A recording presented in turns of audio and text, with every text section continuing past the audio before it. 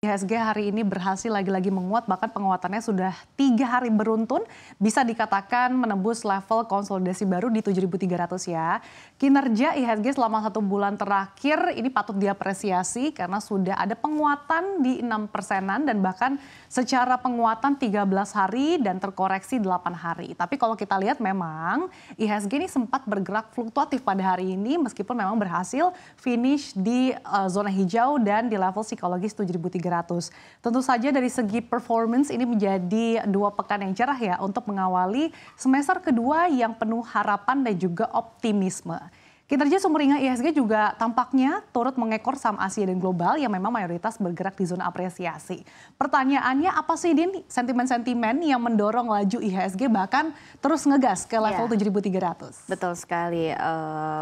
Shalini begitu. Kalau kita lihat kenaikan IHSG pada perdagangan hari ini sebenarnya masih diselimuti oleh sentimen yang sama di beberapa hari terakhir begitu, yaitu pernyataan Ketua Federal Reserve Jerome Powell yang mengungkapkan kekhawatiran dengan era suku bunga higher for longer, di mana hal ini disampaikan pada atau di depan Senat Amerika Serikat pada Selasa dan juga pada hari Rabu di depan anggota DPR waktu setempat Amerika, di mana Powell ini mengatakan pertumbuhan ekonomi Amerika Serikat tergolong masih solid, tetapi mengakui bahwa Bank Sentral saat ini melihat ekonomi memiliki risiko dari 2 sisi berupa meningkatnya pengangguran pada saat yang sama karena inflasi masih di atas target 2%.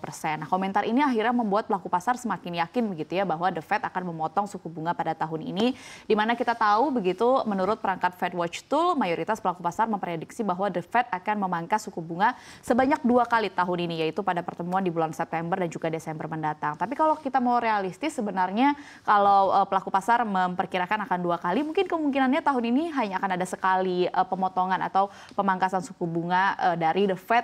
Tapi ini tetap atau menjadi kabar baik begitu ya bagi banyak sektor. Nah, yang menarik Sasa, dari dalam negeri sebenarnya sentimennya adalah ada satu kisah atau isu lama terulang kembali begitu, yaitu berkaitan dengan isu panas mengenai pemerintahan yang baru, yaitu yang akan kelak dipimpin oleh Prabowo Subianto.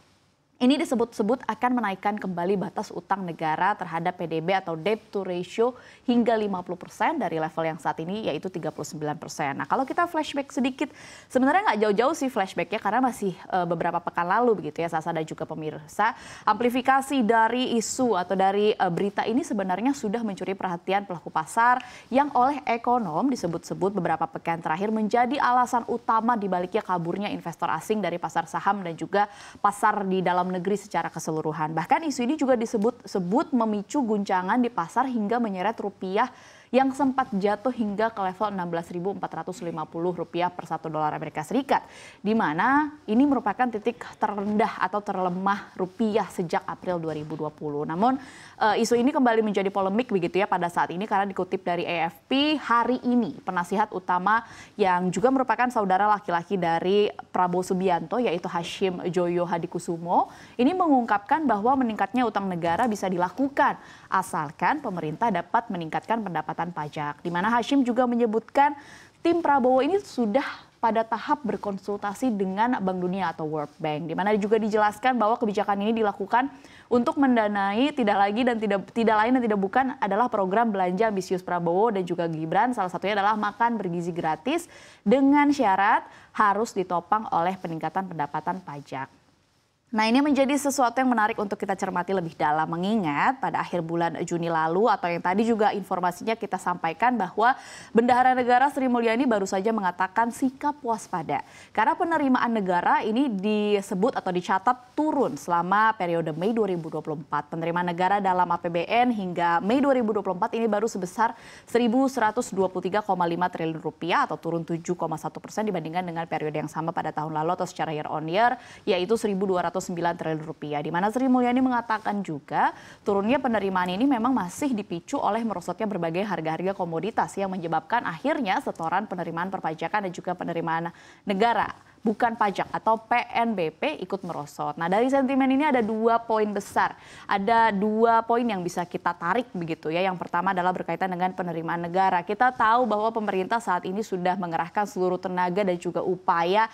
Contohnya aja kalau kita mau ngambil use case-nya, kita tahu pada masa lapor SPT kemarin belum terlalu lama begitu ya, banyak dari masyarakat yang akhirnya protes berteriak di media sosial karena besarnya potongan pajak yang kita alami begitu. Meskipun ini menjadi kondisi yang buruk bagi daya beli masyarakat, tapi sebenarnya kalau kita lihat ini adalah salah satu contoh di mana sebenarnya pemerintah sedang habis-habisan untuk meningkatkan pendapatan negara lewat pajak. Nah, udah begini aja masih turun begitu penerimaan negaranya. Masih kalah dengan kondisi merosotnya harga-harga komoditas. Kemudian poin yang kedua adalah betapa sebenarnya konsistensi dari kebijakan makro dan juga fiskal dari pemerintah ini sangatlah diharapkan di mata investor asing dan juga tentu saja dalam negeri begitu ya, menjadi patokan begitu. Nah, dengan labilnya rencana kebijakan atau sebenarnya sesederhana komentar dari tim pemerintahan baru, ini bisa menjadi bencana besar begitu bagi pasar domestik atau pasar Indonesia secara keseluruhan. Sasa. Ya, artinya komentar dari Hashim ini sekaligus menepis kabar ya terkait dengan beberapa waktu lalu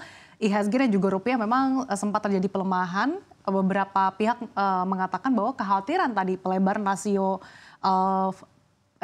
rasio utang gitu ya dari PDB, di mana sebelumnya juga memang tim sinkronisasi dari Prabowo sudah menepis kabar itu, di mana Thomas Jiwandono mengatakan bahwa tidak, pemerintah berikutnya bakal tetap menjaga sesuai dengan yang sudah ditetapkan. Jadi memang inkonsistensi ini membuat pelaku pasar nantinya jadi bimbang gitu. Tapi tampaknya tidak tercermin, kebimbangan itu tidak tercermin hari ini.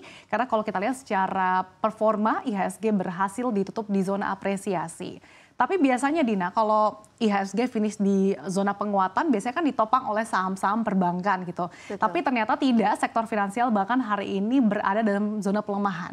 Menariknya sektor transportasi dan juga logistik malah menjadi lokomotif dari penguatan IHSG. Nah, seperti apa sih yang bisa kita cermati dari sektoral ini? Sebenarnya kalau kita lihat secara sektoral betul sekali kata Sasa yang biasanya finansial atau misalnya perbankan big caps ya biasanya menjadi pendorong, pada hari ini sebenarnya tidak terlalu gimana-gimana gitu ya kinerjanya, bahkan lebih cenderung melemah, tapi melemahnya hanya tipis saja. Kalau kita lihat kinerja baik sektor transportasi hari ini yang tadi Sasa sudah menyebutkan sudah naik lebih dari 2%, bisa jadi didorong oleh komentar atau rencana dari pemerintah pusat yang diwakili oleh Menteri Koordinator Bidang Kemaritiman dan Investasi Luhut Binsar Panjaitan yang baru saja mengatakan bahwa pemerintah sedang atau akan melakukan evaluasi terkait dengan biaya operasi pesawat untuk menaikkan harga tiket pesawat itu sendiri, Sasa. Di mana Luhut mengatakan bahwa harga tiket pesawat ini naik lantaran aktivitas penerbangan global yang telah 90% pulih dibandingkan dengan situasi sebelum pandemi COVID-19. Di mana ini disampaikan lewat media sosial Instagramnya, di mana Luhut menyebutkan bahwa pemerintah sedang menyiapkan beberapa langkah begitu untuk efisiensi penerbangan dan juga penurunan harga tiket. Misalnya salah satunya adalah evaluasi operasi biaya operasional dari biaya pesawat itu sendiri yang menjadi penyebab tingginya harga tiket pesawat komersial. Di mana Luhut mengatakan dalam postingan Instagramnya, cost per block hour yang merupakan komponen biaya operasi pesawat terbesar, ini perlu diidentifikasi rincian pembentukannya. Kemudian Luhut juga menjelaskan pemerintah akan mengakselerasi kebijakan pembebasan bea masuk dan juga pembukaan lartas barang impor tertentu untuk kebutuhan penerbangan, di mana porsi perawatan berada di 16% porsi keseluruhan setelah aftur. Nah, di samping itu juga Luhut menyebutkan hal lain yang tidak kalah penting adalah evaluasi peran pendapatan kargo terhadap pendapatan perusahaan penerbangan yang seringkali luput dari perhatian. Hal ini bisa menjadi pertimbangan dalam menentukan harga tarif batas atas tiket pesawat. Kemudian yang terakhir adalah Luhut mengatakan pemerintah juga akan mengkaji peluang insentif pajak pertambahan nilai ditanggung pemerintah atau PPNBP untuk beberapa destinasi prioritas. Kita tahu begitu ya. Persoalan tiket pesawat mahal ini sudah menjadi masalah yang berlarut-larut dan sebenarnya dialami oleh semua negara begitu.